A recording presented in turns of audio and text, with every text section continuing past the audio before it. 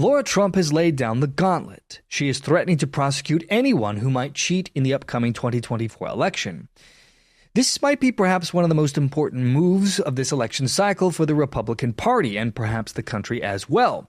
The signal has been made now. It is loud and clear that the RNC will not tolerate election fraud.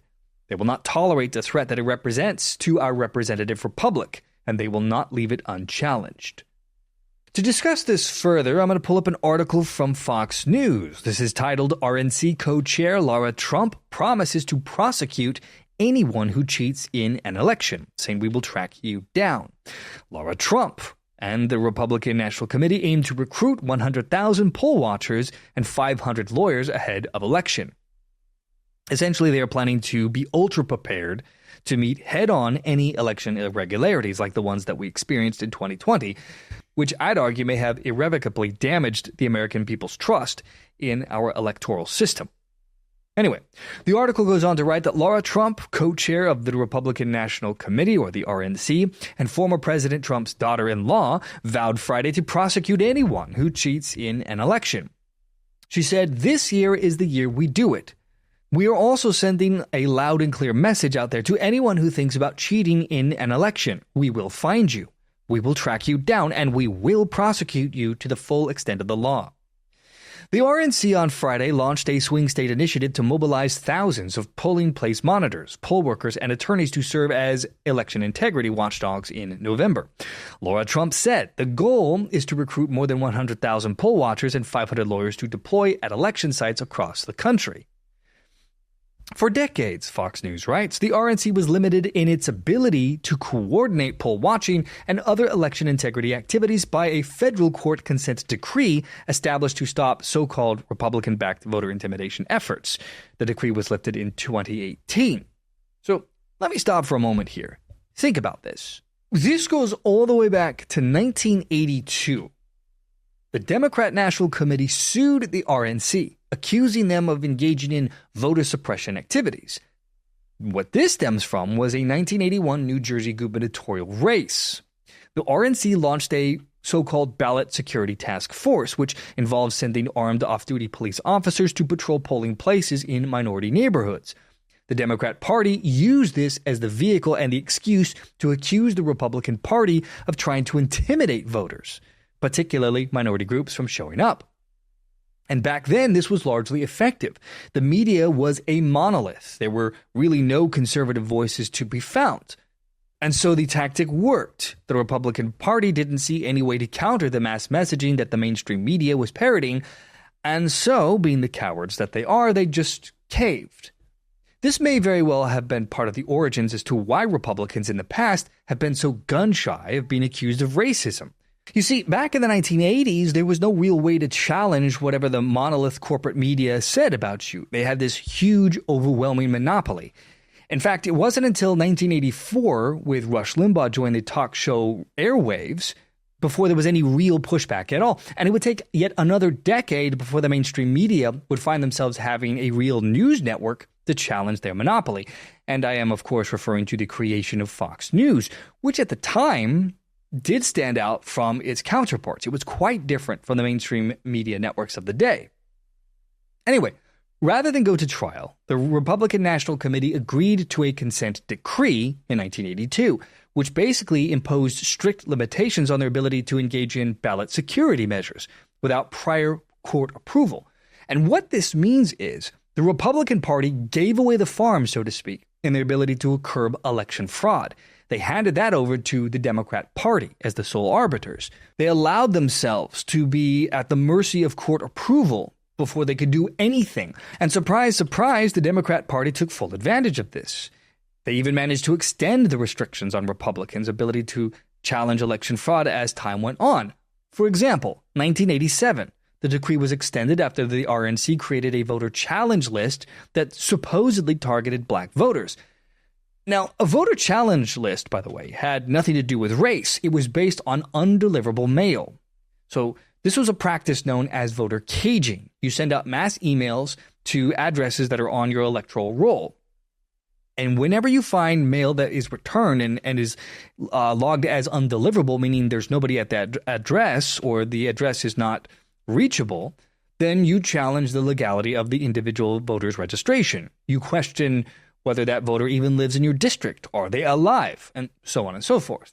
It's essentially a way to find out if people voting or their names voting in your district or state are real, are deserved to be there.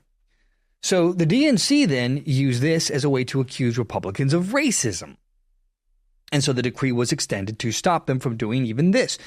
And then in 1990, it was extended again after the North Carolina GOP sent postcards to potential voters that the DNC and the mainstream media claimed was an attempt at intimidation.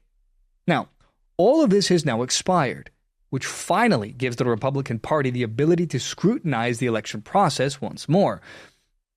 And now is perhaps one of the most important times in modern history for this to be done.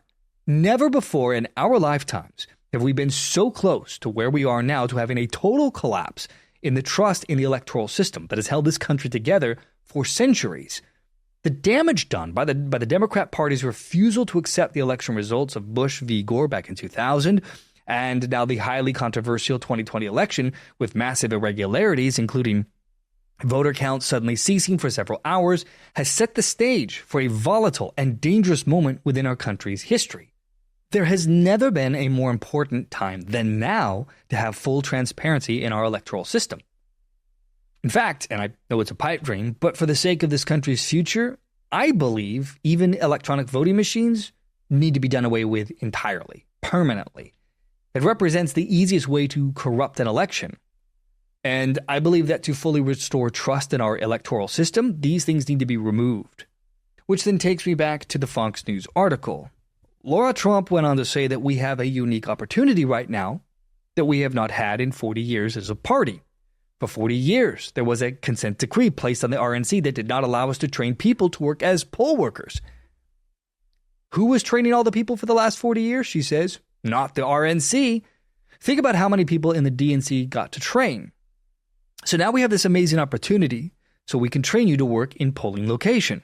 We can train you to work in tabulation center when the mail-in ballots come in. We also want attorneys to work in every major polling location so we are not reactive, we are proactive. So think about this. 40 years.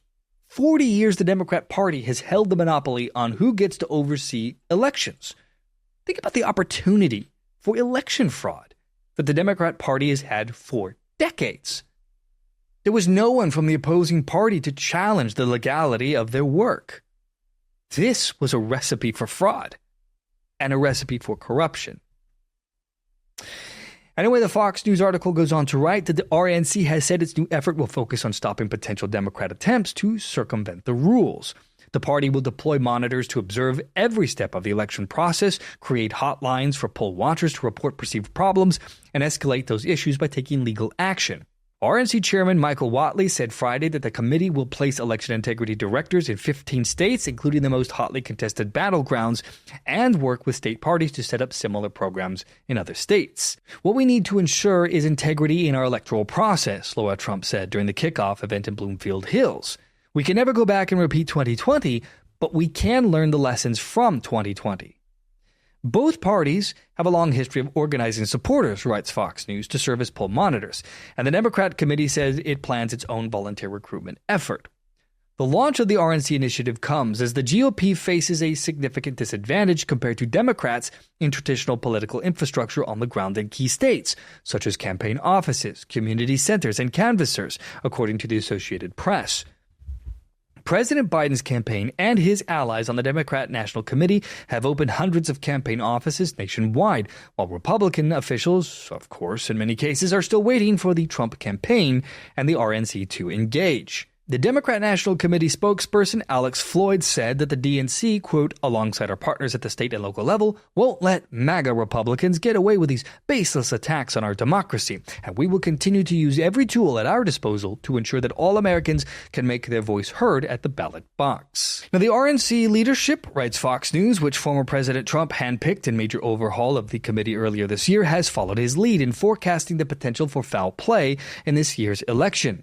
Lara Trump qualified her answer on CNN earlier this month when asked if she would accept the election results. She said this.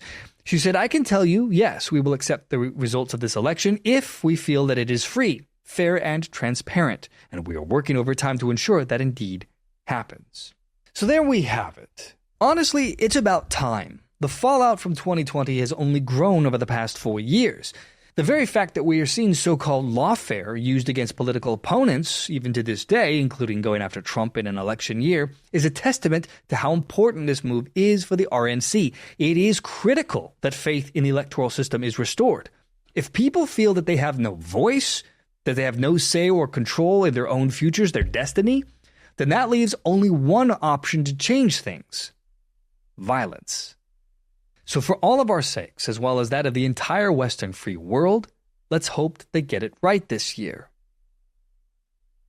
For the To Be Frank show, I am Adrian. Thanks for watching, my friends. I'll see you all in the next video.